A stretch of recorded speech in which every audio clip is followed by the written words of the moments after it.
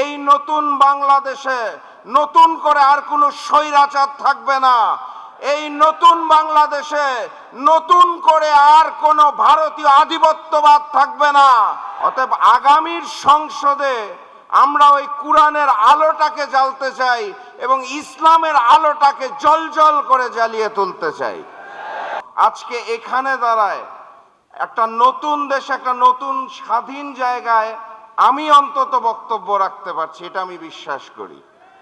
এবং বাংলাদেশের মানুষ বিশ্বাস করুক আর নাই করুক, মানুক আর নাই মানুক, ইতিহাসে লিপিবদ্ধ করুক অথবা নাই করুক, ইহাই সত্য।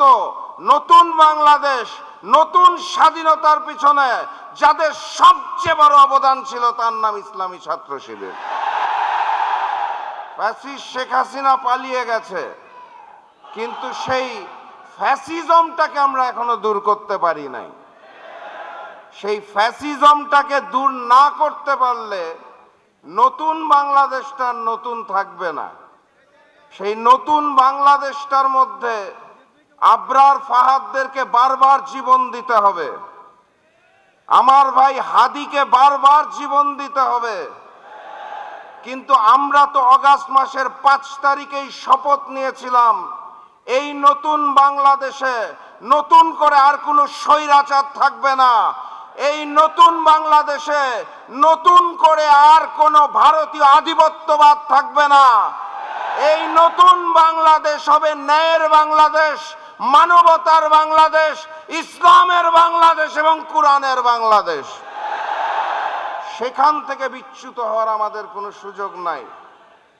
90% মুসলমানের দেশ। আমি প্রায়শই একটা বক্তব্য শুনি, একটা স্লোগান শুনি যে কোরআনের আলো ঘরে ঘরে জ্বালো, ইসলামের আলো ঘরে ঘরে জ্বালো। আমি প্রায় এই স্লোগানটা শুনি, আপনারা শুনেন নাকি? 90% মুসলমানের দেশের যে ঘরগুলো আছে সেখানে কি কোরআনের আলো জ্বলে না?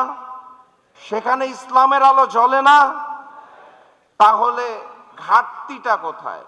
ঘাটতিটা হচ্ছে কোরআন এবং ইসলামের আলোটা ঘরে ঘরে জ্বলে কিন্তু সংসদে জ্বলে না। অতএব আগামীর সংসদে আমরা ওই কোরআনের আলোটাকে জ্বালতে চাই এবং ইসলামের আলোটাকে জ্বলজ্বল করে জ্বালিয়ে তুলতে চাই। অতএব স্লোগানটা একটু পরিবর্তনের সময় এসেছে। কোরআনের আলো সংসদে জ্বালো, ঘরে ঘরে জ্বলছে আলহামদুলিল্লাহ। ইসলামের আলো সংসদে জ্বালো।